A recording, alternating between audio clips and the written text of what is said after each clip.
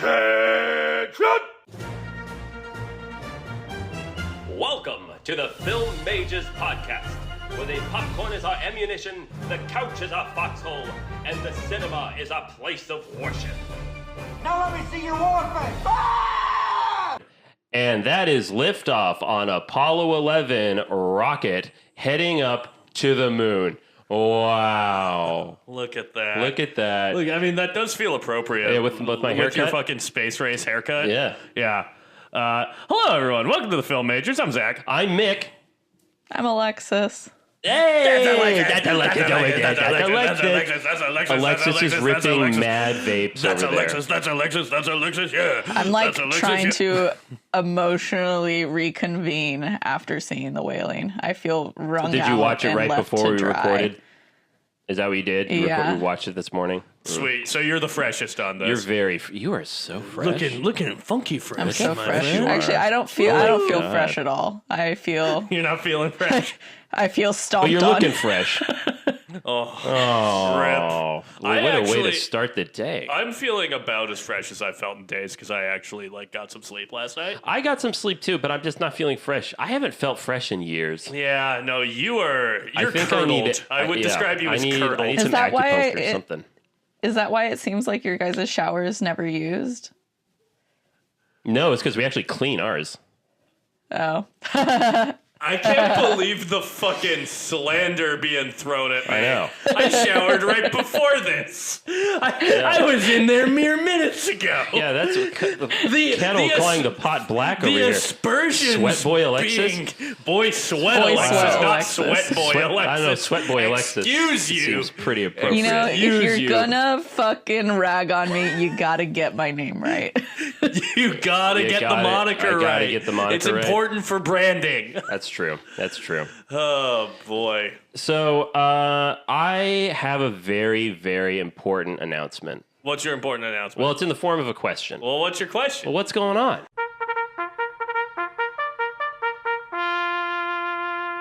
Wow, that was. Ooh.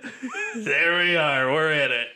You know, Proud listen, of we you. can't all be as slippery smooth as me, That's true. but You're like an eel. I am. You are eel business. Thank you. Yeah. But yeah, what's going on? I watched some films this past week. I did too. Me and the roommate actually watched a few films together. Lovely. So we watched the 1989 film Pet Sematary, directed by Mary Lambert. Stephen King Fucking adaptation. love that movie. I had never seen it before. I've still never seen. I've only seen the remake. I really enjoyed it. Guys. You know, okay. Yeah. You popped. You're always You ragging just on me popped about out. certain She just things, popped. but You got to get into it. yeah, no. That's the that, sound of Alexis that popping. fucking the scene with the little kid, the little shoe flying, that has haunted me my whole life. I've had literal nightmares about that happening to my Oh, really? nephews. Like when they're kids. Yeah, I've actually genuinely. It's been like I'm probably worried Okay. about them, and then I have a nightmare, and then that happens in the nightmare, and yeah, that shit has haunted Wow, me my Okay, whole so life. you know how we have correction corner? I'm going to go to complaint corner because we have a lack of continuity here. Our previous episode, Alexis was talking about how she would refuse to rescue a small child if she was involved with Well, a it's gang just some war. random kid. It's But- not her nephew. Oh, okay. Yeah, that's so the if thing. Yeah, if there's it's a very kid big getting difference. hit by a car with a shoe flying, that's disturbing. That's That is disturbing. That's disturbing. crossing the It line. is. Yes. Fuck that little girl. It is. Okay. Hey, I have no rhyme or reason. I'm a woman. I get to say whatever. Isolate that Oh, fucking wow. audio. That was a great burn. Also, excuse me, I have it on good authority that you are a little lad, according to you. That's true. Little lad Alexis. That's true. I rarely feel womanly. It's more little lad up in here. Yeah, if okay. Alexis was in Little Women, they'd have to rename it to Little Lads. Yeah. If we ever, if and when we cover Little Women, I know what our poster is gonna be. Yeah, it's just gonna be all Alexis, little lad. Yeah, it's gonna be. It's. It's gonna be Alexis in her like Jack outfit from the Titanic with a little Rascals hat on. Yeah. It's gonna be great, little lad. Yeah, look forward to it, folks. I can do a full photo shoot. I have like Prince Eric cosplay. Please don't. I have the Please fucking do. Titanic one. I have Tom Cruise in Risky Business. You can have me as every little lad. Can we get you from Tom Cruise from Top Gun? Yeah, can we get Maverick in there? We want the Maverick, Alexis. I feel like that would be an expensive purchase to have a what are those suits called? A flight right. suit or whatever? Talk to me, Goose. Talk to me. Okay, we got to get a Patreon going for this show so we can crowdfund for this purpose. We need to dress Alexis up like Maverick. Buy Alexis a flight suit. So Alexis, that movie we worked on together last year, shot at Paramount. They have a little Paramount gift store there, and of course, Top Gun Maverick was all the rage when we were doing that. Yeah, and that's they just had like the $200. Maverick bomber. Yeah, they had a Maverick bomber jacket there. That was pretty legit. That motherfucker's $200. Okay, yeah, so It's insane. We gotta get a Patreon like- going. Yeah, we do. This is this is a one of the, Patreon like a goal. T-shirt for that movie was like $50 or something, and the That's crazy. fucking that That's bananas. jacket was like bananas. This price I was like, is oh, this would be a bananas. nice. Bananas.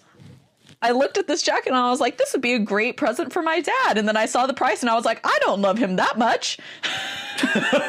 Wow. But I watched Pet Sematary. Yeah, how was that? It was love pretty that. good. The beginning's a little slow. The ending rules. I did cackle with laughter when the kid got fucking drugged. There's just something about Drugged? No, just got. I know what he's trucked. talking about. Oh, trucks. Yeah, where you there's just something- like, and he, Yeah, there's something about the timing of the shoe flying to the dad's no that really. I had a chuckle. I did have a chuckle. I'm a bad guy. there's I something recognize wrong that. with you. Yeah. Then I watched Kill List, which is a Ben Wheatley film. Okay. Same guy who made A Field in England. Oh, nice. I liked Kill List quite a bit. It's like a hitman movie with kind of a twist. It's also Is that the one where they're all stuck in one location? And no, that's not it? Free Fire. Oh, right. Okay. No, Kill List is kind of like largely a very somber movie about like the recession and the toll it took on like relationships. oh, okay. But then it has a fucking bananas ending. It gets real wild. Enjoyed it quite a bit. Nice. And then I watched the big ticket item of the week, Oh, yeah. which was Child's Play 2. Yeah. Very Fuck good. yeah. Okay. Really okay. good. And Enrique told you, I'm on record before you even started Roommate, watching in that Roommate, in movie, Roommate. that is the superior Child's Play movie.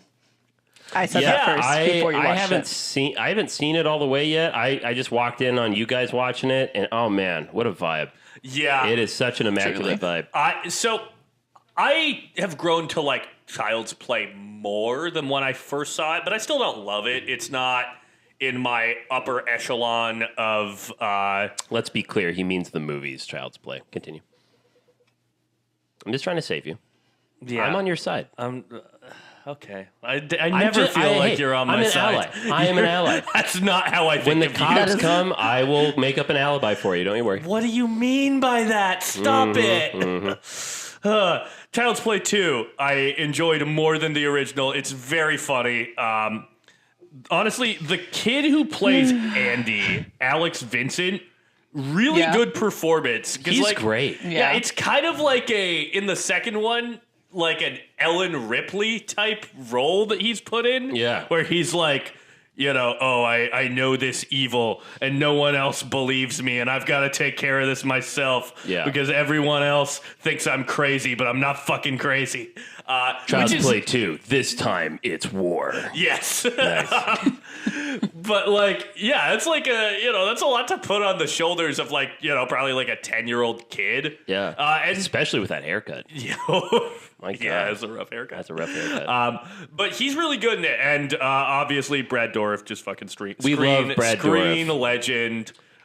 He is in two of the, in my book, superior horror sequels. Because What's the other one? this might be controversial.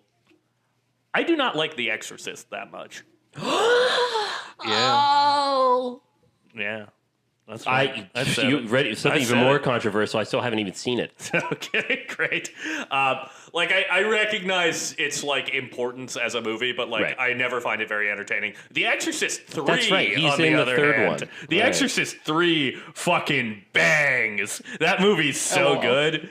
Nice. And Brad Dourif is great in it. So those are the movies I watched. I also watched This Is 40, Okay. which That's Judd- that rom-com, right? yeah, it's a Judd Apatow movie. Yeah. Oh. Isn't that the one where he asked her to look at his butt or something for Yes, a, he asks Yeah. asks his wife to look at his butthole. Who? yeah. Paul Rudd. Oh, okay. Well, now I'm a bit more interested. Now. Yeah, it's Paul Rudd I and mean, Leslie Mann, right? Yes, and Leslie Mann and Judd Apatow's two daughters. Yeah, Maud. It really is setting up the joke that you can make about almost any Judd Apatow directed movie, which is this is 40 minutes too long. Right. It's a comedy that. that is it's 2 hours and 15 minutes. It does not need to be. Yeah. You could shave that fucker down, but it's charming enough. Yeah. And Fun. yeah, those are the things that I watched. Lovely. What do you guys watch? I kind of went strolling down memory lane a little bit. Spooky season is starting up officially, and so I decided to roll one of my all-time favorites, a staple, if you will, Tim Burton's Sleepy Hollow. Oh, nice. Which is it's the movie I always watch when kicking off spooky season because it's such a gothic, pagan vibe to it. I love the cinematography. I always forget that is a Francis Ford Coppola produced film. Yeah, It's crazy. We really almost did have a late 90s, early 2000s Francis Ford Coppola horror director arc. Yeah. Because he was briefly attached to Kenneth Mary Branagh's- Shelley's Frankenstein, Yeah. which Kenneth Branagh ultimately directed. Interesting. Yeah. But yeah, the thing is about Sleepy Hollow is I'll fully admit it. It's a bit of a bore. It's a bit boring. Really? It is. You know what? Maybe that's just because I've seen it so many times that I really just know it like the back of my hand, so I can just tune out a little bit. But I don't know. I do think it's a little. I think it's a little tedious with a lot of its plotting. It is very complicated with family trees and who is trying to kill who's the real killer, et cetera, et cetera. But the gore is fantastic. The makeup is fantastic. Christopher Walken plays a Hessian mercenary. Need I say more? Yeah. So yeah, it's a great. It also the cast is incredible. I mean, Michael Gambon is in it. You have Christina Ricci, who's very attractive. Johnny Depp when he was still attractive before he got really Before sickly. he became This was when Johnny Depp was sickly because of the makeup he wore, not because of his actual face. Not because he's now a weathered elderly Egyptian woman. Yeah, yes, Yeah. but that's actually LOL. the perfect way of saying it. Yeah, it's called Keith But, Richards disease. My favorite, I think my favorite character in it is Brom. Brom Brahms Bones, the boy? Brom Bones, because it's played by Casper Van Dien, Brahms? who we know him from Starship Troopers. Oh yeah. And he is, if you look up in the dictionary a himbo, Casper Van Dien comes up. Casper Van Dien is the figurehead of all himbos, which is a male bimbo. Yeah, that's really true. Because one of my memories as a kid was watching behind the scenes making of Sleepy Hollow, and they're talking about how there's a scene, spoiler alert, where Brom Bones gets cut in half Brom Bones. by the Headless Horseman, and in order to do that, they had to make a life-size realistic casting mold of Casper Van Dien. And they're talking to him in an interview, and he's going, yeah, so they stick your face into the silicone, and they put these straws up your nose, and I would always joke, they're sucking my brains out. Oh my god. And that's like quote. Oh boy. So that's yeah, a man who was in Starship Troopers. that is a man who starred in Starship It Troopers. sucked his brains out. So yeah, I rewatched that. I watched a movie that I had never seen before called K-9, starring James Belushi, John Belushi's brother. And it's a movie about a cop who has a dog as a partner. Wrong kid died. And it's very 80s. It's very pro cop. It's wrong kid died. Yeah. It's like James Belushi really is a discount Bill Murray. In that, in many ways, he's a discount John Belushi. Yeah, wrong kid died. You could say that. Yeah, it was fun. It was fun. There were a couple funny moments, but what was that? Was it Turner and Hooch, the Tom Hanks dog movie? Sure. Right? Yeah. Alexis, do you know that one? Yeah, it is. That's Turner another and one Hooch. I've never seen before, so I think I watched K-9 before Turner and Hooch, and it may have been a mistake. But It was fine. It was fun. Good date night movie. There you go. Wrong kid died. And then what else did I watch? Correction Corner. I'm going to correct my own corner here. Correct it Alexis, away. on the last episode, I think it was the last one, it might have been one before, but mentioned The Invitation, the vampire film, and Alexis was like, very nonchalantly, Mick, have you seen that? And I stupidly said yes. Answer is in fact no. I'm correcting myself. I had not Correction Corner. I had not seen The Invitation, and I felt bad about that for lying, and I changed that. So I watched The Invitation, and it's good. Yeah. Don't be a liar. Yeah, I'm no longer a liar. Okay. I love vampire movies. It's not right? great, but it's fun. It is. It's fun. It's just not as horny as it should be, and she made a fatal mistake in the end by rejecting the vampiric family. Like, what are you doing? Well, they're also really racist, and to be fair, I had a very long, conversation. I'm just saying. I had a very long, involved conversation with my friend Soch about why is it that every movie that you watch, it's always about someone being like, I'm too good, I have morals and stuff, and then we were like, no, give us the vampirism. So technically I was in your boat originally, and I guess probably that hasn't changed, so I'm with you there. But also, listen, the correct answer is say no to vampirism when they're racist, but also he was really hot, so I'm on the fence. In a nice house. I can accept murdering people and drinking their blood, but I draw the line at racism. Yeah, I think Good for you guys. That's too. I'm It's proud too of you. far. More Alexis, less so you. Yeah, it was fun. I liked the castle, not a palace or a mansion. This was a castle. Was it the haunted mansion? No, it wasn't haunted. Well, it was just lived in by vampires. Okay. But yeah, it was very. I thought its portrayal of the British elite was very funny. Yeah, it's a good time. It was fun. And then I rewatched one of my all-time favorites, All the President's Men from 1976. Newspaper that's movie. such a good movie. It's a crazy good movie. And, it kind of blows that movie frightened me as a kid when I first watched it, because it's a really good kind of conspiracy theory film, even though it's not really a theory. It turned out it was a very real conspiracy happening. Yeah. And Wonder just if there's another newspaper movie like that. How shocking it was that a presidential candidate would actually spy on his competition, and how completely commonplace that feels now. Yeah, the idea of having faith in institutions. Yeah. No, it's great because in the movie they very accurately, kind of recreate the events and portray it. And even the people that worked at the Washington Post said that they were worried when Hollywood came knocking, going, we'd love to adapt Bob Woodward and Bernstein's book into a film, and they thought they were just going to Hollywoodize the whole thing. And they obviously took some creative liberties, but more or less, they tried to do a really good, truthful portrayal of the events. And people, Washington Post said, yeah, that was pretty good. We feel proud that they, asked us for, how it went down, and they did a pretty good job of it. So, yeah, Nice. It was pretty good. Alexis, have you seen anything? You been watching any films? No. I was so fucking busy this week. I genuinely slept two of the days. I think I slept 3 hours each night. Jesus. Oh, but Yikes. But I played pickleball for the first time yesterday, and it was fun.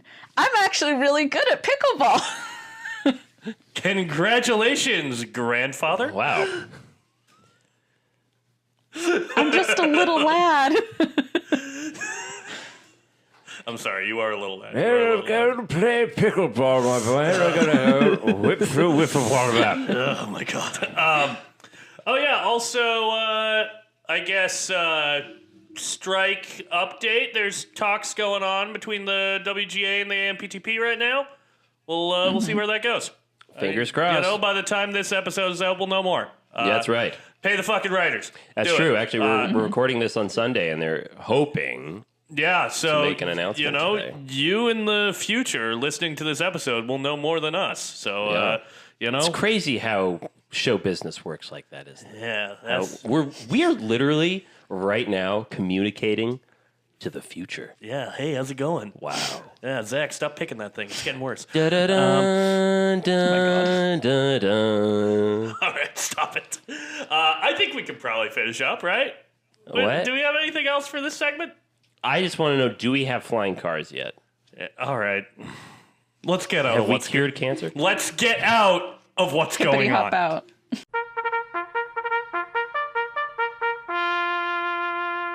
And we're back from what's going on. That was a lovely break. In it, yeah, we're in it. I re-upped on my coffee. I'm feeling great. I'm feeling Feeling groovy? honestly a little jittery, but that's okay. That's good. And we're in our final big topic of Asian Cinema Month. Where this is a nice kind of transitory episode because we are. I'm feeling a cold chill in the air. Spooky season is rapidly Right around the approaching, corner. and I cannot fucking wait.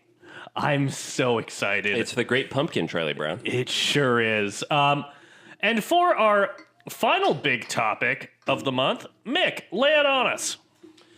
Well, out of context, this is a little weird, but it is in relation to our film that we're going to be watching. If you've seen Always this is. film, you'll know. But basically, are there any horror movies that use basically the horror of xenophobia Yes. as its main theme? And what are some that we think our listeners should watch? Dracula. Dracula's all. I mean, literally, the original good pick. book is a story about the fear of sexually promiscuous men from Eastern Europe coming in and ravaging British women. Yeah, it's true. The We British have- women, they were terrified of this. They feared it, and it wasn't at all extremely sexy. We have very, very talented lovemaking Romanians to thank for Bram Stoker's Dracula. I fucking guess. Originally, it's Bram Stoker, but that was too much. Wow.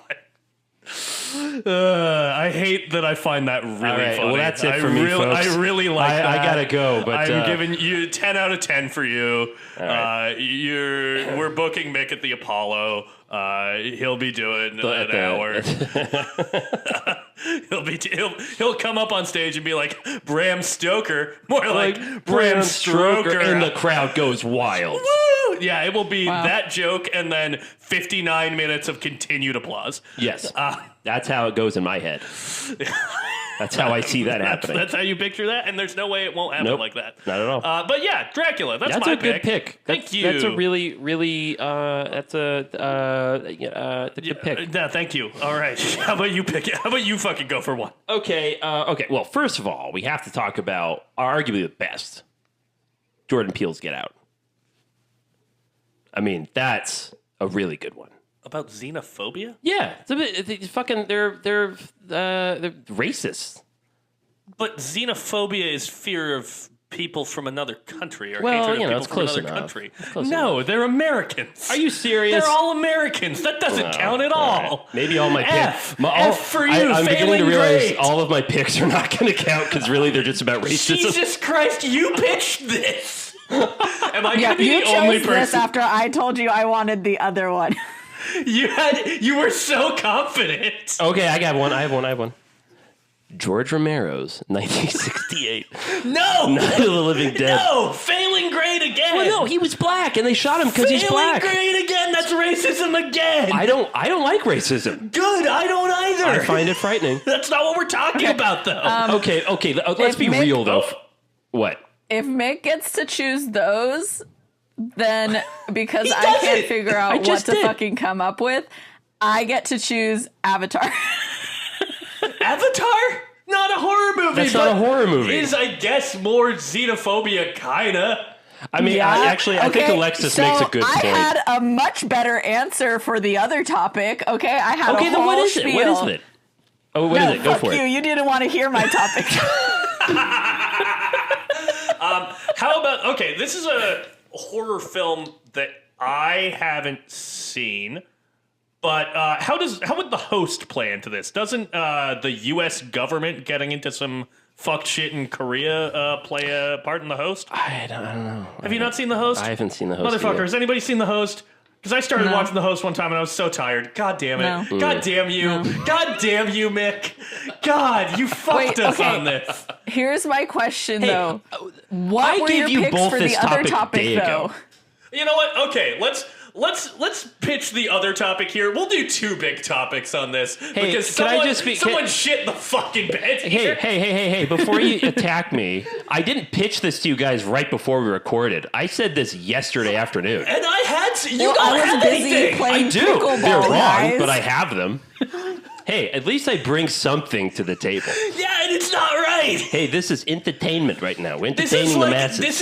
if I ordered a burger and you brought me an old shoe. Look, it like doesn't you have- brought me something, but I can't eat it. It doesn't have to make sense. It's provocative. It's what the people want. No. This is not This what is the like people if outside of his restaurant it said best burgers in the world, you ordered the burger and then he brought you an old stinky shoe because he presented Yes. this as I have a lot of great ideas about this. Hey. I just have xenophobia and racism have way more overlap in a Venn diagram than an old shoe and a burger. Okay, well then pitch a movie That's not that's true about because xenophobia. technically an old shoe could be made of leather, which is an animal product, so they actually do have quite a lot in common. There is a Venn diagram Yeah, there. but I would have a vegan burger joint. We don't use it would be a faux leather boot. Oh my god, I like this place even less. Alexis, what was the other big topic that Mick pitched, and what's your pick for it? Yeah.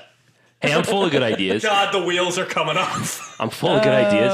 What's the next one? Man. Well, basically, let's see here. What was your topic?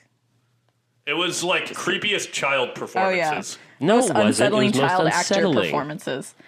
Have you God. guys ever seen the movie The Good Son from I think it's the 90s? No, that's Macaulay Culkin though, right? Yeah, so Macaulay Culkin and Elijah Wood. So basically, this kid, I think it's Elijah Wood who comes to live with like his cousins or something. It's been a really long time since I've seen this movie, but I do remember being really freaked out by just like how honestly scary kind of Macaulay Culkin's like performance was in this. So basically he's like, this kid's in a new family. Macaulay Culkin is essentially, you know, seen as the good son in a lot of ways, but in actuality, he's incredibly manipulative and evil, and he's low-key always trying to like fucking kill people off.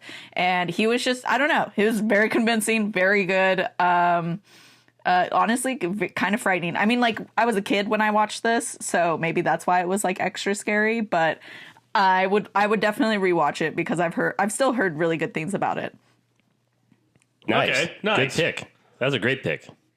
You know what is not a great film, but does have a very good child performance that's very unsettling? Okay. Is Orphan. Oh, yeah. Isabel Furman in Orphan is Dude, very that movie creepy. made me so uncomfortable. Yeah, a hell of hate a that. twist in that movie as well. Jesus. But yeah, she's very good. And isn't very the guy creepy and from, also like manipulative. Isn't that the guy from The Conjuring? Isn't that Patrick? Patrick Wilson is not in that, but that's not Vera him? Farmiga from The Conjuring Oh, is okay. in that. Who's the guy? Peter Sarsgaard. Peter Sarsgaard. Peter Sarsgaard. Sarsgaard. Hello. That's right. That's right, because he was like, God, is this child flirting with me? That's disgusting. Why is it coming on? Surprise. And the twist. It's a little person. It's a little person, so it's okay. A little person. See, that's why I thought it was weird. Oh, the movie does not go on to be like, and this was chill. Wait. I have another one, but it's kind of a roundabout. So, Zach, you remember when you showed us The Boy last year? Just a little boy. I mean, he is their child. He's just a doll. And it was unsettling.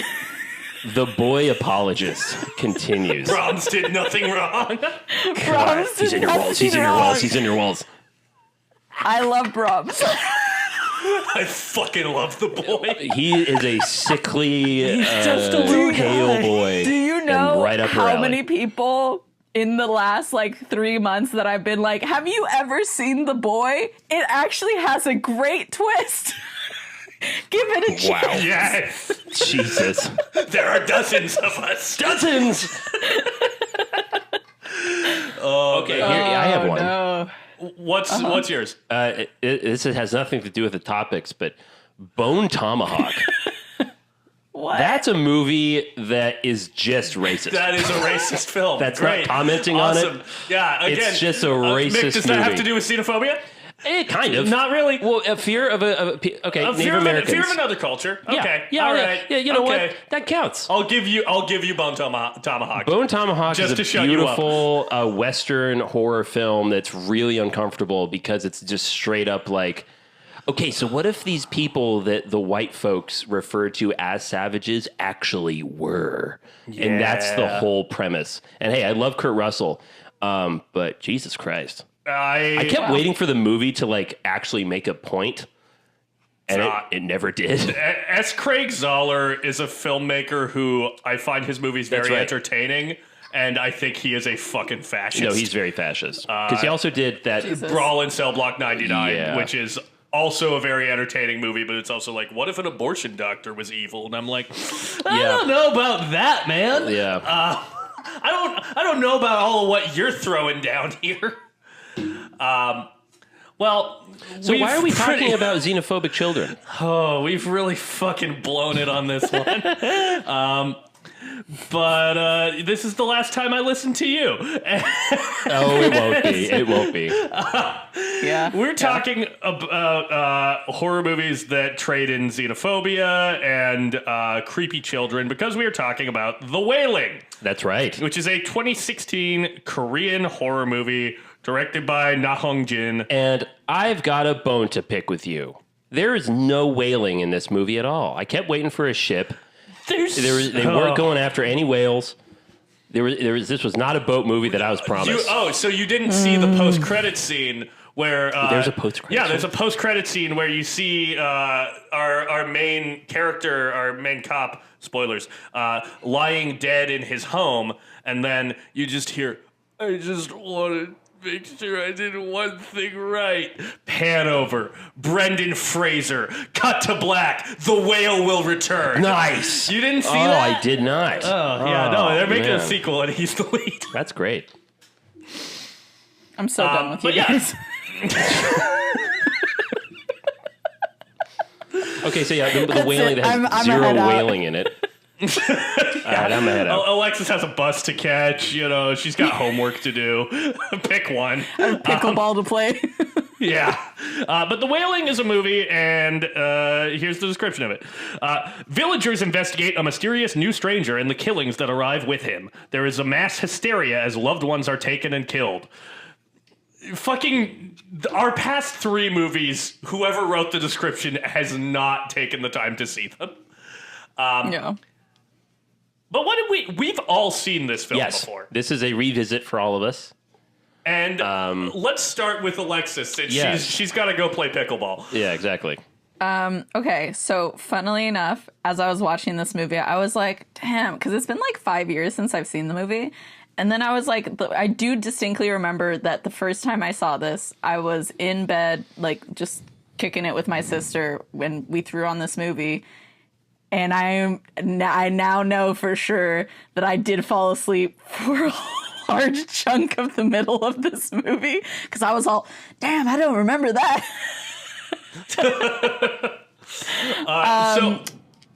Yeah.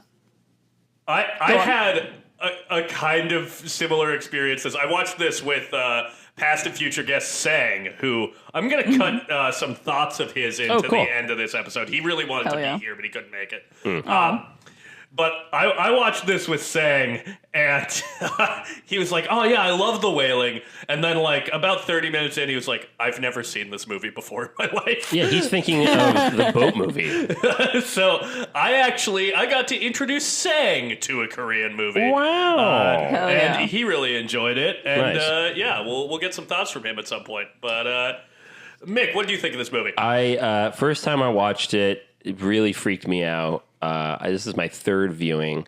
I watched it again, I think maybe 2 years ago, and remember thinking, oh, okay, yeah, no, this is good. This is a really solid Korean film that happens to be a horror film. It's just a really, really good picture. And then I watched it yesterday while I was dog sitting in a very dark apartment. And this dog is still kind of getting used to having neighbors. So every time someone's like walking outside the door, he will bark very loudly. And combining that with watching this in a dark apartment, I was genuinely completely unsettled Hell yeah. throughout the whole film. Like the one scene with the shaman and, you know, they're trying to exorcise the girl's demon. Right then, the dog starts barking loudly, and I'm like, "Could you not? Like, this is not the time. I am really scared right now." Honestly, on a third watch, I was blown away by how creepy this movie is. Yeah. This does not pull any punches. No. This movie brought the juice. This movie has the juice. It brought the soy sauce. It's Wow. there is a brought large juices pot of to soy my sauce. eyes. Yeah. Yep. Yeah, I really love this movie. I've been showing slowly but surely. I've been winning the N roommate over on the Evil Dead franchise. Oh, nice. And this movie definitely has some Evil Dead DNA in it. In terms of like the way that it interprets like possession as something that's more like a disease and almost like a zombie outbreak. Right. But also in having this like really goofy slapstick sense Yeah. of humor. So our lead character is a cop. And he is perhaps A bumbling Not the incompetent greatest. yeah, his name is Jung-gu. And he is just a fuck up from beginning My to end. favorite running gag is how he's always late. He's always late, and he's always late scared. to these crime scenes. There is a Me. scene where one of the possessed people who's been infected by this evil that this mysterious Japanese man has brought to town. Yeah. One of the possessed people shows up outside of the police station during this storm, and Jong-gu... It's really creepy. Yeah, his immediate response is to drop down and hide behind a table. Yeah, which I would do the same thing, him though. and his partner are both yeah. like, you go check it out. I love the, like... But the physical comedy of this movie is so good. It is very good. There's so many scenes where Jong-gu is just like getting his ass handed to him by possessed people. He is completely without any control at all. He's Mr. through this Bean. throughout this whole film. And it's interesting how the movie starts with him. You know, they're having these theories about, you know, is it these weird mushrooms that people are drinking, and is that what's causing these people to basically become deranged and zombie-like? And, you know, he's kind of removed from it because he's just kind of a silly cop. But then as the film progresses, the problem and the plight that is befalling this poor village is now becoming extremely personal to him, which is where he tries to gain some agency, but just ends up screwing it up. Really good. Really, really good picture. I really, really enjoyed it. But the reason that we talked about xenophobia and just unsettling child performances is because this movie contains both. I want to just ask point blank, like, how do we feel about its portrayal of the Japanese people? Because I remember when I first watched it, I kept waiting for him, the Japanese fisherman, to be revealed like, oh, no, it's not him. It's actually people and that they do kind of do a fake out towards the end. They do a bit of a switch on a switch. There's this mysterious woman who you keep seeing The in woman these in white. crime scenes. Who, we think towards the end might be the real demon. Yeah. But no. And if you haven't seen the movie, basically there are these really horrific, grisly murders happening in various houses with seemingly no rhyme or reason. And there's also, coincidentally, a new person living in the village who's this Japanese man, a Japanese fisherman. And there's all these rumors swirling that he's the cause of this and that he raped this woman or he killed this other person. And everyone's just blaming it on this Japanese guy, seemingly because, well, he's an outsider. And there is a history between the Japanese people and the Korean people because of what happened during World War II, where there's a little bit of animosity still there. So again, I kept waiting for... So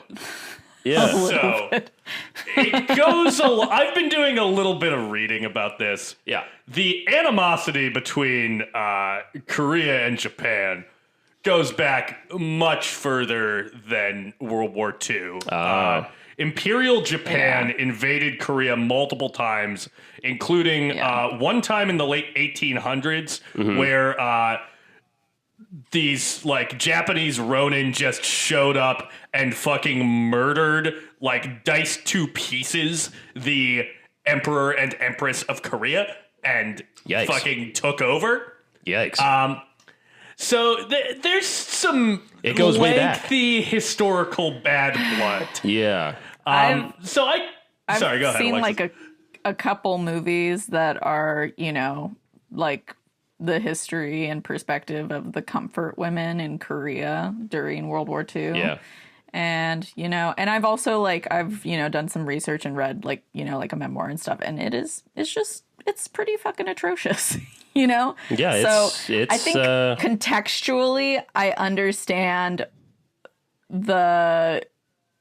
I feel like it's like, like when you watch Get Out, you're just like, oh, of course it was the white people because white people are fucking terrible, right? We all understand that because we understand the context of the history of so we love that. We love that it was the fucking white people. We're like, oh yeah, absolutely. They should be the fucking villains, Why wouldn't it So be? I feel like if you apply that to this movie, understanding like the full context of the history between those two countries, it's kind of like, well, why wouldn't it be the Japanese?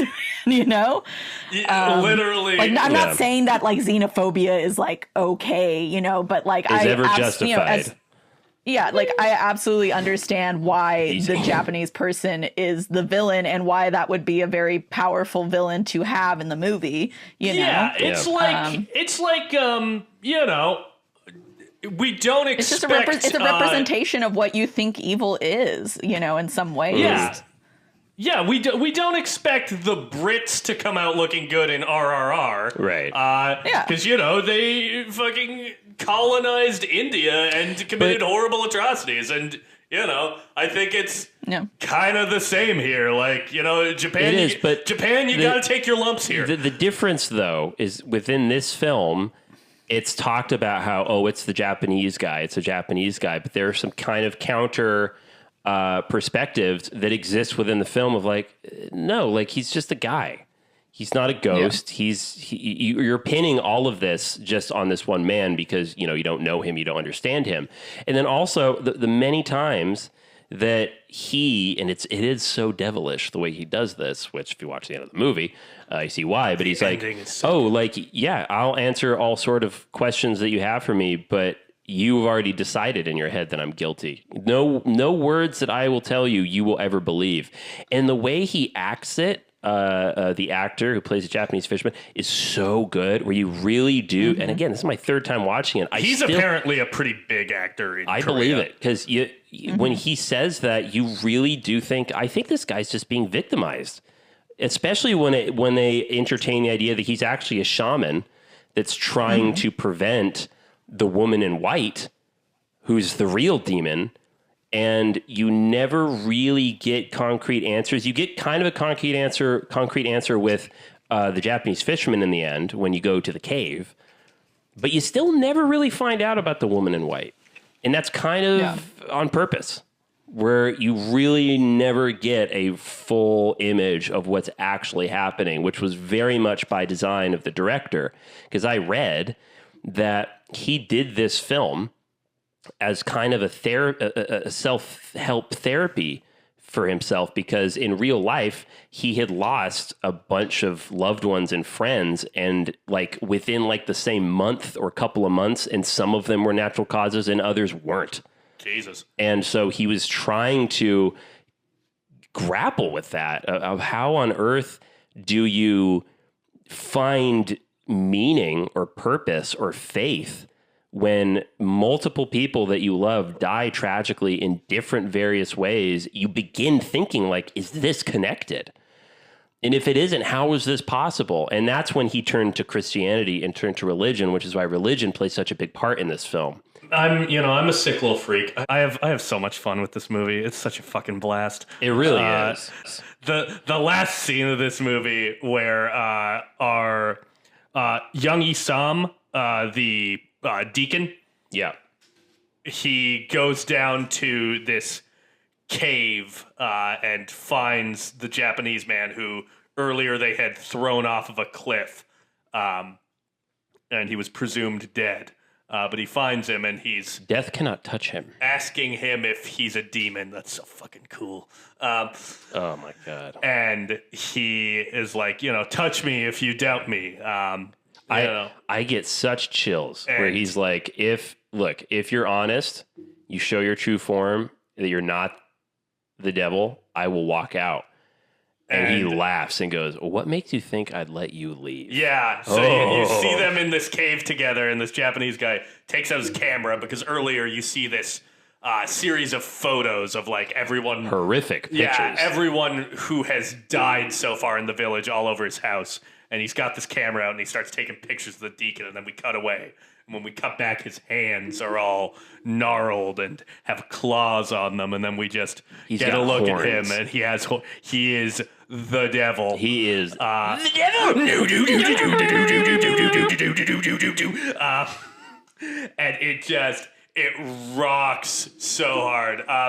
Apparently, though, there is a deleted ending of this movie that I've never seen. Oh. So after this film ends with Jung-gu lying, dying, and, thinking back on his life with his daughter after he's, his whole family has been killed by her because she's now possessed and he's been stabbed. And with the deacon in the cave with the Japanese man.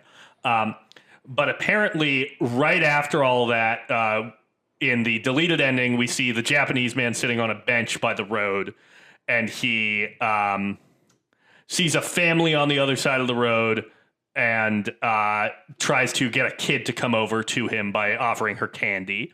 And the mom picks her kid up and, takes her away from the stranger. And then the shaman shows up and picks up the Japanese man before driving off. And we see the woman in white watching the car kind of fading away down the horizon. Huh. So I don't know. I just thought that was kind of interesting. I can see why they didn't put that in. Yeah, but it is interesting. I love the ending. I love where this movie leaves off. It shows that the fisherman was still just fishing, which I love that. I love that when the shaman is like, he's really not doing this for any particular reason. Yeah, he's not trying to target anyone. He's a demon just fishing, and when someone takes a nibble, then that is what it is. Yeah, it's fascinating. Also, I Gotta go. I know this is a very sad film, but I gotta go back to a part that is genuinely it's hilarious. sad, but like Alexis was saying, it's about halfway through. Yeah. Is when, once his daughter is starting to be affected by this curse, that's when shit starts hitting the fan. The beginning of this movie is fucking hysterical. Well, even up like halfway through, one of my favorite sequences is the guy who was out. I believe he was hunting. Yes, he was. I believe he was foraging for mushrooms, and he found a dead deer. Finds a dead deer. He falls down, injures himself, and that's when we first see the Japanese man in possibly his true form, where he's eating out the guts of the carcass of this deer, and he just slowly turns over, and his eyes are as red as the devil's flame. And then he hides behind this boulder, and then he hears the sound, and you see him just crawling up. The Japanese man just crawling up the rock like a lizard and lunging at him. Fast forward to... Yeah, we just cut to the police station. Yeah, then we fast forward to... They're talking to this guy who owns like an herbal health store where he sells teas and tinctures. Yeah, and this guy who was stuff. foraging for the mushrooms. Exactly. And he's like... And he was just like... He was ripping at this carcass and he was eating him raw and he was wearing a diaper. And the other guy, and the cop's like, he was wearing a diaper? And then Zhang-gu is like, yeah, lots of adults wear diapers. Older men struggle with incontinence. And the guy's like, am I just talking to myself right here? Like, guys, he's out here. We got to get him. So they go out there, and he gets freaked out, and he tries to run back. He again accidentally trips, rolls down a hill, hits his head. The rain starts, and as he gets up, he's struck by lightning, and you can just see him like wobbling away in the shock of our cops. Yeah, the just two like, cops are like, "Are you all right?" And then he's literally, his head is smoking, and he collapses. And then cut to him in the hospital, and by the way, he is wearing an adult diaper, which I really laughed at. As he's in the hospital bed, he's wearing a diaper. Jesus fucking Christ. And his poor wife is like, what's the point of drinking all those herbal teas if you're just going to die by being struck by lightning? And then there's a pause, and then she just starts wailing. I laughed so hard. Oh, man. Also, the landscapes in this movie. It's incredible. It's so fucking beautiful. The way it brings you in and out of scenes. Yeah, I think that the camera work in this movie is like largely kind of slow and still and like does kind of a good job enhancing the like emptiness and kind of eeriness of this like, really beautiful natural gorgeous landscape. Country. Yeah, I love this movie. This is such a fucking good time. It's a great way to start off spooky season. It truly is. Such a good movie. Yeah. This what has else? 100% on Rotten Tomatoes. Isn't that crazy? I mean, like, I believe it because, like, I've seen it, but, like, it's bananas. Yeah, I mean, like, I don't know. Who doesn't like this movie? I feel like. I've yet to show people. this. Sorry? Xenophobic people. Japanese people. Japanese people aren't xenophobic people, Zach. I didn't say that. Yeah, but it was They insinuated are, strongly. though. Jesus. Okay, I'm just saying, like, that is something, like, I've done a lot of research into visiting Japan, and there's, like, straight up, like, there's certain clubs that they won't even let you into if you're a foreigner, And I don't know. I've just heard a lot of different things, so. I'm going to abstain from commenting. I mean, listen, if we want to go back to, like, the historical context of Korea having some issues with Japan when they were occupied by them after they killed the, rulers of Korea, there was a whole thing where the Japanese colonizers were enforcing this rule that Korean men had to cut off their top knots. That's a big no-no. Yeah, which is like a, very like traditionally Korean hairstyle. And I think is a hairstyle that the shaman has in this movie. Yeah. Which He's a very famous actor in Korea. Yes, I actually find that really interesting because, like, he is the character who is bringing in, like, sort of traditional Korean mysticism. Yeah. And we find out that he's collaborating with this, Japanese man who's like an infiltrator and is trying to, decimate this Korean village. So I don't totally know what that's saying. Me neither. But And I have a question for you guys in relation to that. ask away, Papa. So, so here's the thing that I find. I've seen it 3 times. I still don't know what to make of it. But so we have the shaman who's introduced, and he's performing this death hex, right? And we keep intercutting to 2 different spiritual rituals happening. One is being done by the Japanese man after he went to the market and bought some chickens. And he's in his hut banging away at this drum and speaking in tongues, what I imagine is in tongues. And you then cut to this dead body that he found in the woods of this truck driver. And he's riddled with the warts and stuff that we've seen from other characters with this disease that signifies madness, right? Yeah. And a curse. And he discovers this body, takes a picture, has the picture of the dead guy here with like his goat's head, and we cut back to the dead body, and his whole truck is surrounded by candles that he's left there. And the shaman is performing a death hex seemingly on the Japanese man. Now, what is happening? So is the Japanese man trying to raise that dead trucker from the dead? Because it doesn't seem like it, because after he basically gets his ass kicked from the death hex, because it sure kicks the shit out of him. He starts writhing in pain and he starts bleeding and he's crawling back to his hut and he tries to fall asleep, and then he looks outside and he sees the woman in white looking at him, right? Then he wakes up the next day, no one's there. The Japanese man runs down to the truck and to find it empty. And the look, at least as someone who I feel like is pretty good at reading emotion on someone's face, he looks terrified. He looks worried. He's like, oh shit, he's out of here. So is the Japanese man, was he trying to perform like a protective hex around the dead body, but then the woman in white rose up that guy? It's just I think the way I read all of that, which this is something that I have had kind of a hard time grasping the first few times I watched it, and I think this time I more or less have it. You may have nailed it. I think what's happening there is I think the shaman is performing a spell to try to kind of invite the Japanese man further into the family. Right. Yes, into Jung-goo's home. Right. I think the Japanese guy is trying to raise that corpse because later we see that truck driver come back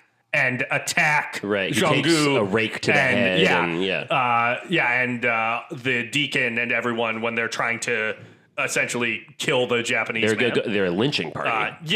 And I think that the woman in white is the one who's actually interrupting the Japanese man's spell and is kind of attacking him with magic. That's why he's... Yes, that's why he's weakened.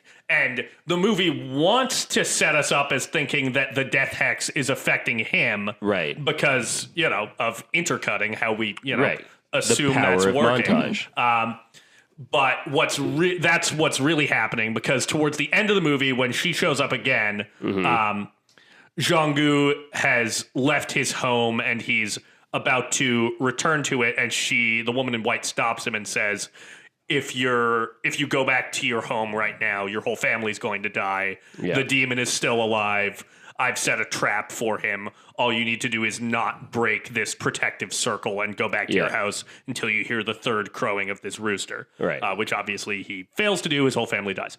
As you watch through, you can see the herbs wilt. Herbs wilt. Yeah. So I think that she is on the level, and she was trying to prevent the Japanese guy from continuing to terrorize this village, and was trying to attack him with some sort of spell. That's how I read that, and I think that the look that he gives, the truck when the body is gone could be read as horror, but I think it's more read as that when you are thinking about the death hex as being something that was performed on him. I think when viewed in a different light, it's not necessarily how he's reading that. That's how I interpret it. Because then also the shaman, when he takes those metal spikes and is impaling them into the totem, representative of the spirit, the Japanese fisherman's spirit, each time he takes a mallet and hammers one in, he does. We do cut back to him reacting in pain. Well, I was gonna say you cut to the little girl. Oh yeah, you do. So and yes, she's like jolting. Like every time he hits it, you see her like pop her spine out a bit. I think it's just a trick of editing. Really, I think you're right. But it's fascinating to try to follow the events of this because you get demon exorcism sequences in movies all the time. But what's so unique about this that I've never seen in another movie is you have multiple hexes and exorcisms happening. You have warring mystics. Yeah, and it's fascinating. Mm-hmm. It's really fascinating. It's really cool, and it has me on the edge of my seat. I just thought the whole sequence was just so terrifically done. Really, really good. Yeah. Yeah. Alexis, you got anything? You got any thoughts on this wizardry, on this magic that's happening? That shit was cool. Hell yeah, it was. That shit was very cool. I just, in general, when I was watching that scene, I just was like, damn, this is like really, really good editing. Like it's so, like it's, you have the music that is rhythmic, you have the drumming, and then you have the editing to it that is also so rhythmic and just like crazy. Yeah. So I love that sequence so much. What's kind of weird, actually, is as you know, I grew up watching this old 70s sitcom called MASH, which takes place during the Korean War. And there's an episode in it where the 407 7th MASH unit encounters a spirit.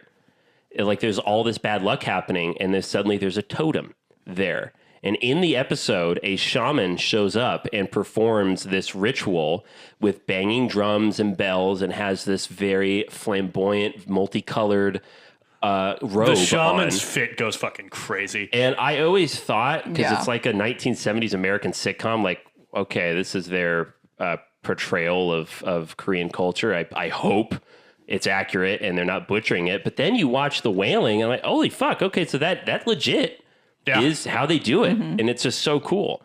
Also, the scene where I think it's the first body that we encounter that opens the film. The guy, his eyes are all white. He's covered in warts. When we cut back to him, eventually when we're in the hospital, and there's like the emergency, and all the doctors and nurses and cops are rushing to his room, and you see him just violently shaking in his bed, and he like curves his back and he pops his collarbone out. Fucking hell. Vicious film. Again, this movie really just gives me the creeps. It's so effective. Yeah. It's great makeup. Really, really great makeup. Mm-hmm. Yeah. I think Asian horror, because I'm more used to Japanese horror. I don't watch a lot of Korean horror, I don't think. But fucking hell, they're good at it. They're very, very, very effective. Because, again, they're showing us things that we've kind of seen before from our own movies, but they just, once again, they're doing it better. Yeah, I loved the rewatch on this. Love it. Living for it. Daddy. I'm trying to think of. Just generally, I don't really gravitate towards possession movies. Right. Not your favorite. Yeah, because they're overdone. Part of it's that they're overdone. Part of it's just that I didn't grow up with religion in my life. like, you know, my mom was raised Catholic, but like, you know, was a lapsed Catholic, and I don't think my dad really was raised religious at all. So like when I see, you know, a movie where it's like, okay, we gotta get a priest in here to solve this, I'm like, okay, well, I don't know that we really need this elderly pedophile to solve our problems. But in this, I'm like, you know what? If I have to pick between who's gonna solve my devil problem, this old man in the stiffest collar I've ever seen, or this guy who's dual wielding machetes and dancing around, I'm trusting the guy dual wielding machetes, and apparently I would be a fool for it. But man, that scene where he goes back. Okay, but go ahead, Alexis. no, you go ahead. Well, just really quick, I don't really have a point to make, but just to see where he comes back after performing his ritual to the house, and he starts getting the nosebleed, and he's bleeding more and more and more, and then he sees the woman in white, and he starts vomiting uncontrollably. Yeah. Ugh. Evil Dead. Yeah, that's Evil Dead, baby. Sorry, Alexis, you were saying. Take it away. No, I was just thinking about the scene where he goes back to the church to talk to the like actual pastor, not the deacon in training or whatever. And the guy is just basically like, well, there's nothing the church can do for you now. And I was like, if that ain't the fucking truth. I was just like, fucking typical. Yeah, Alexis is like, yeah, but he preached. Who went to but 9 wait, years. don't. Yeah. That's 9 years of Catholic school, and he goes, and the priest is like, well, there's actually nothing I can do for you, you know, just have your faith and shit. And I was just like, those fucking Super guys. cool, man. Heard that before. Yeah. I was like, so fucking helpful. Wow. You know, it's really giving me flashbacks to my mom being like, oh, you had a nightmare for like the 10th time this week? Pray to God, he will help you. And I'm just like, what the fuck, bitch? That is not helpful. That is not helpful. Oh boy. Then also, I gotta damn. commend the child actor in this film. What is her name? Look up her name. Get there. Is it? She's great in this movie. She's so good. She's like a very Well, charming she presence in the opening, and then becomes legitimately pretty fucking Kim scary. Hwan Hee. Dude, So okay. Hwan Hee Kim. When she brings him a change of clothes at the police station, was it my imagination, or did somebody fart before she left? I think Like, she there was did. this noise. That's Really? what I'm saying. I was like, that was so funny. Like, she's like, you didn't eat your food. And he's like, yeah, I didn't. Like, go home. And then she just like ripped ass. And like the other two cops Really? just like I kind of noticed sit this as up and they're well. like, Wow. they're like, what the you can see And it then on their faces, like, what the fuck? Yeah, and then she's she just like, goodbye, leaves. officers. Wow. Yeah, she Yeah, she just ripped ass she- and then left. She was, you poop and scoop. That man, you got to do that. You got to scoot away. Toot it and boot it, you know? Yeah, scoot and boot. Exactly. Toot it and scoot it. She, when she is eating, when they realize that she's possessed and she's just eating all Yeah. of this food, she's ravenous. Yeah. Wow. Yeah. It's crazy to watch because, I mean, I've honestly always been impressed, especially, you know, working on real film sets when actors have to eat on camera. Yeah. Because if you don't know, that's probably take God knows out of how many. So a lot of times Yeah. there's a scene where an actor has to eat a donut. I was like, oh, how hard could that be? Well, they have to eat donut after donut after donut after donut, and before they have to have spit buckets. And this girl Yeah. is chowing down on fish and seaweed and noodles, and I mean stuffing herself. And it's Yeah. it's hard to watch. And the way that the grandmother and the mother are reacting are exactly how I'm reacting, where I'm like, I am deeply uncomfortable right now. Yeah, I don't like seeing that. Those were my leftovers. And you're just eating them? You're God upset damn that it. she's taking food She's away. taking my food. That I kimchi, put my name on their it. fucking their banchan, their side dishes looked hella good. And I was just yeah, like, that looked great. you know, dude, fuck the person that fucking eats all the side dishes. It's like, that's for everyone. Is that a particular criticism of someone that you're not voicing exactly who that person is? You know what? I can neither confirm nor deny that is a real feeling that I've ever had in my life of like, that was to share.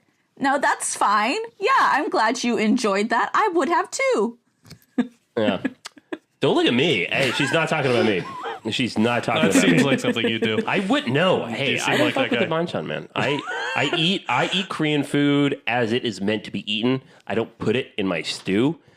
It's a bunch of little side dishes that you share amongst everybody. All right. Okay. All right. There's some trauma here, clearly. Yeah, I can. That we stumbled upon. Did you see who I was waving goodbye to Yes, somebody I right did. now? Speak of the devil and they shall appear, even without names. Yep, there it is. She's just fishing, Alexis. Don't bite. I was gonna say, fuck. I had something else I was gonna mention. Then mention it. Well, I'm trying to remember. Hurry up. Oh, okay. So the little girl. I love the scene where, because again, this movie opens as kind of a comedy. Him and his wife I are was gonna having bring sex this in up. the car. And Yeah, so they all like live kind of in close quarters in this small house It's a together. traditional family, Yeah, I yeah. think they like sleep in the same room. Yeah. So Jung-gu and his wife have to go out to his car to have sex. yeah. And they've like, And I love how as soon as he orgasms, she's like, get off me, you're heavy. and then they look out the window and their daughter's right there and she's like knocking and she's like, what are you two doing in there? Yeah. And he's like, ah! And then after, he feels That seems deep. so funny. He feels deeply uncomfortable, and so he's sitting next to her on the side of this beautiful river, Yeah, talking beautiful to his landscape, talking to her, and he's like, I'm sorry you saw that. And she's like, oh, it's not the first time. And he's like, what? All day he's just been thinking about what a horrible thing he's done. Yeah, what a terrible father he is. And she's just super like, hey, not my first rodeo.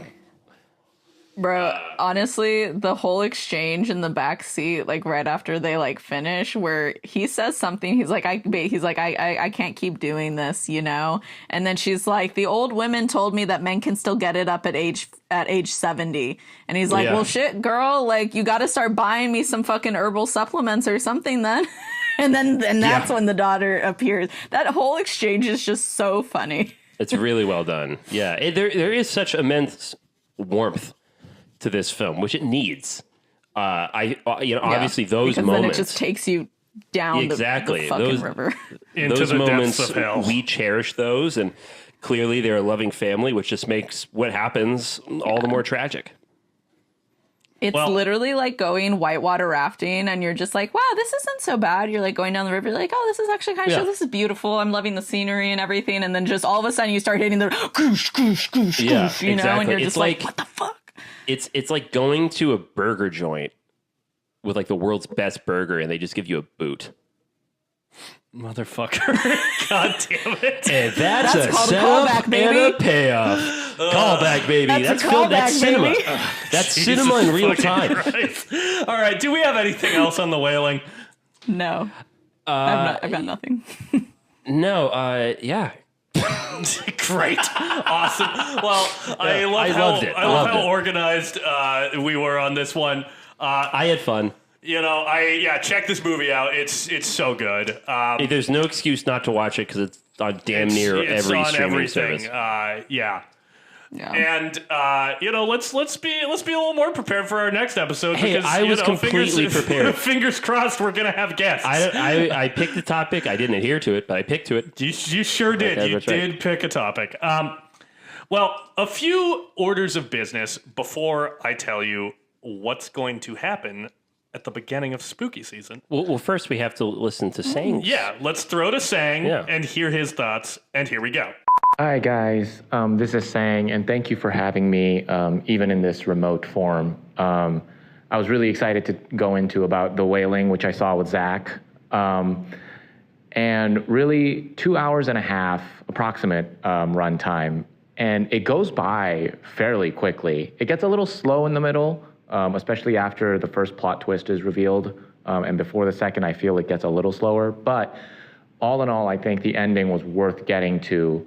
And it really was just like putting you at the edge of your seat throughout the whole movie, and the acting was great.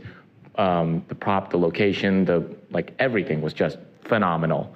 And I also have some fun facts. So fun fact number one, the actor, the lead who plays the cop dad, his name is Kwak Do-un, and he is actually a very prominent, famous, and very capable supporting actor.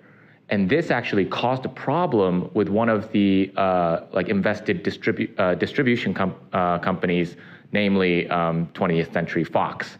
They were like, oh, you're adding this supporting actor as a lead? Why?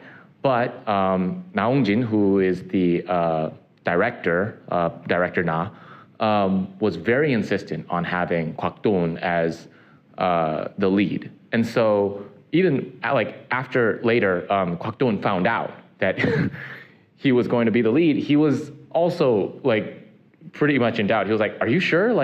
Really? You want me?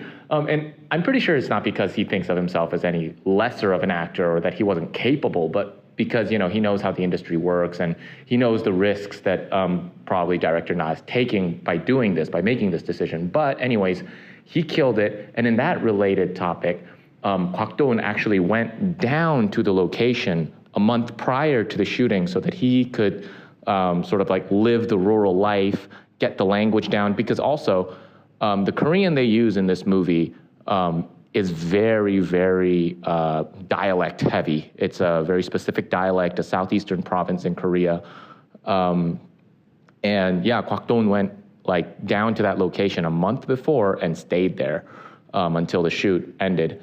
And also related, Koksong, which is the Korean title of the Wailing, has two meanings. One is actually the Wailing, which is why it's translated into the title that way.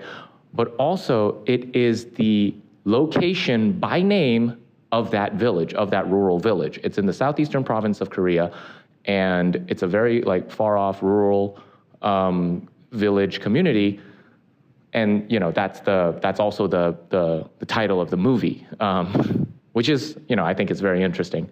Fun fact, another fun fact is the casting of Hwang Jung-min. He is the shaman, and in the scene where he is doing the shamanistic ritual against the foreigner, who is the Japanese actor, whose name I constantly mispronounce, so I won't say it, but the Japanese actor, the foreigner, in the movie, in that showdown, in that shamanistic ritual showdown, Hwang Jung-min was the only actor in that scene. All the other people playing the instruments who were in part of that ritual were actual shamans. And seeing Hwang Jung-min's performance, they were all like, wow, this guy knows his shit. They know, they felt it, oh my God, is he actually being slightly possessed by spirits and performing this ritual? Because he goes hard on that shit. If anybody remembers the scene, it's actually a pretty long scene. But you see him clashing the swords. You see him spraying blood. You see him kill chickens. It's a pretty dense, not dense, but it's a pretty very exposed scene, very long scene. And he just goes on, and it's a great scene. But yeah, Hwang Jung-min was the only actor, and all the other shamans were very impressed by his acting. Speaking of Hwang Jung-min, I want to go off a little bit of a tangent to the Korean movie business and explain the sort of ecosystem that we have in Korea in the movie industry. Like I said, Kwak Do-un is a very A-tier, top-tier supporting role actor. However, going into a lead role is very, very hard. And Koreans, we have a certain perception of looking at things, opinions and stuff like that. And so it was a groundbreaking movie, actually, in that sense, to have a very successful supporting role actor as a lead. While on the other hand, Hwang Jung-min is a top-tier lead actor. He's what we call in Korea a 10 million actor, which means that he's participated and actually was the lead in these movies where they had accumulated 10 million people like 10 million box office sales. And now this is huge because Korea is actually, the total population of Korea, according to by 2021, was 51 million, which means that 1/5 of the country went to see these movies and these actors in these movies. It's actually pretty staggering if you think of it that way. Think about 1/5 of Americans in America moving to see a movie.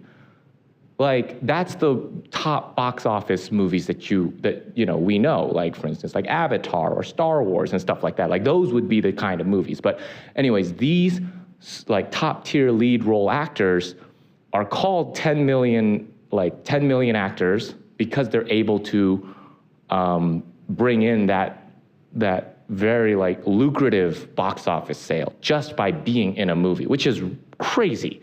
Not like in a bad sense, but it's staggering if you think about it. But anyway, that was like a little like small insight into Korea movie industry. Another fun fact about The Wailing is Kim Hwan-hee, I believe her name was, the child actress who played the daughter, spent 6 months in contemporary dance training so that she could perform the little like twists and turns in her bodies and the contortion when she is possessed and when she's like struggling during that shamanistic ritual scene. Like the dedication of these actors are crazy. It's really inspiring, really. Also, the last little bit of fun fact I would like to share is the foreigner, the Japanese actor who plays the foreigner.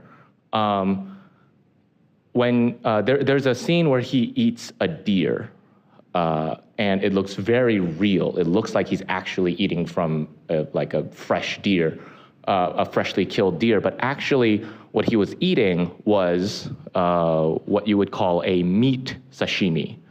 So how sashimi is with fish, there's a kind of food, I guess, like a recipe where it's just like sashimi, except it's with beef sashimi.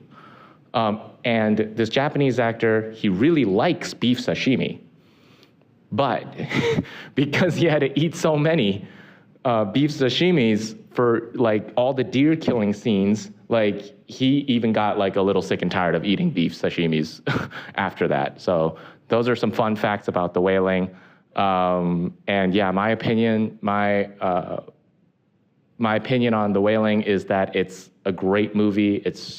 I know director Na said it was a comedy. I would still like to say it's a horror. I can see why he says it's a comedy because there are a lot of comedic aspects to it that he adds. But all in all, I think it's like a suspense thriller horror type. Oh, actually, wait, sorry. Before I end this, I just thought about another single very fun fact. So there is a scene where the cop dad brings a bunch of his friends to look for the foreigner. And this is their first encounter with the zombie. And there's a very long sequence of where they have to beat the zombie up, get a little bit, and also chase the foreigner. And then, of course, the foreigner gets hit and then falls off the cliff. That entire scene, apparently, is a single line in the script. However, they took an entire week trying to film for that single line, which I thought was just, I don't know what that line actually said, but it's got to be a pretty decent line to, need to incorporate a week's worth of filming in it. So anyway, also that chase scene was so much fun. And there were a lot of comedic aspects to like fighting the zombie as well with like crude farm weapons and stuff. It was a blast. So I think it was worth it.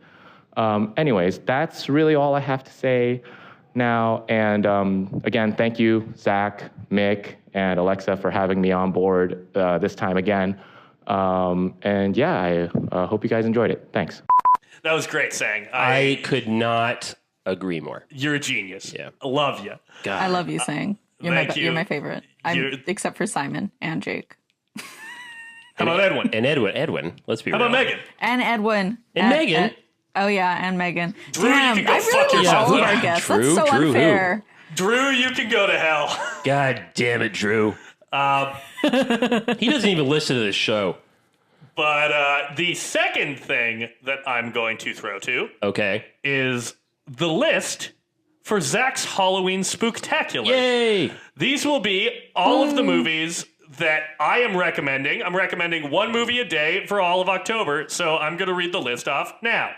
And this is Zach's 2023 Halloween Spooktacular, a horror movie for every day. October 1st, The Evil Dead. October 2nd, Saw. The 3rd, Little Shop of Horrors, the musical. October 4th, The Sixth Sense. The 5th, Martyrs, the French version. October 6th, The Beyond. October 7th, Possession. The 8th, Don't Breathe. The 9th, Barbarian. The 10th, Audition. The 11th, Train to Busan. The 12th, Doctor Sleep. The 13th, Blade. The 14th, Blade 2. The 15th, Blackula.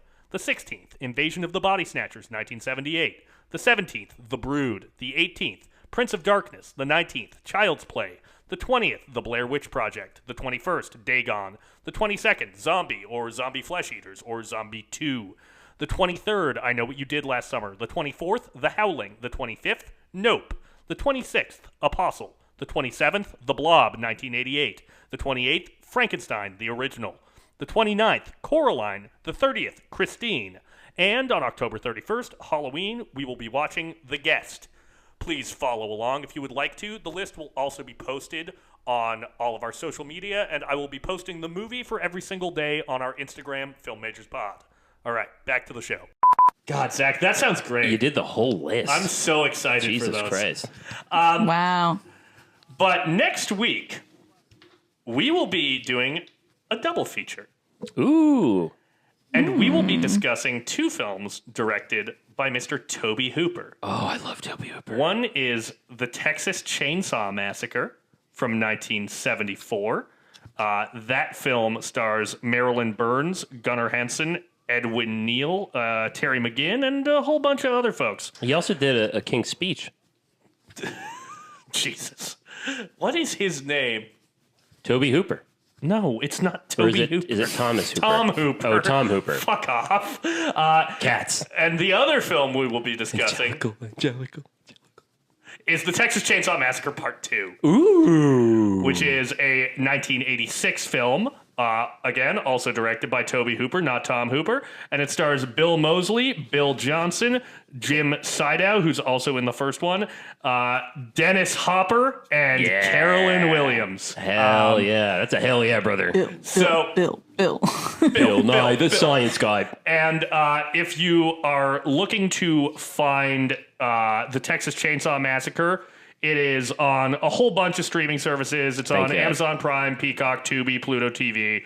And if you are looking to find The Texas Chainsaw Massacre 2, you can find it on Max.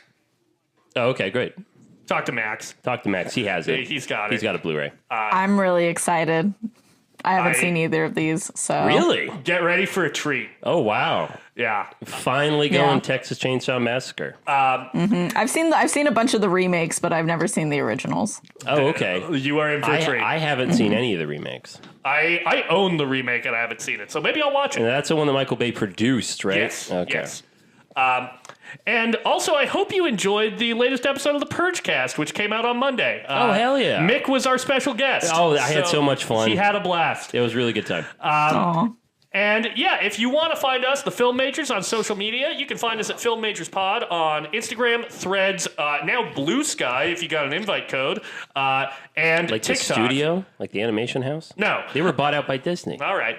And No, what is Blue Sky? it's like Twitter, but invite only and not run by Elon Musk. Okay. All right. And if you want to shoot us an email, tell me what you thought of my spooky season selections. Let me know if you've seen any of them, because by the time this is out, we'll be 2 days from October, so you better start watching pretty soon. Yeah. You can email us at filmmajorspod@gmail.com. Fantastic. All right, Well, that's about it. That was fun. And yeah, we'll see you next week, my fabulous friends. Bye-bye. Bye.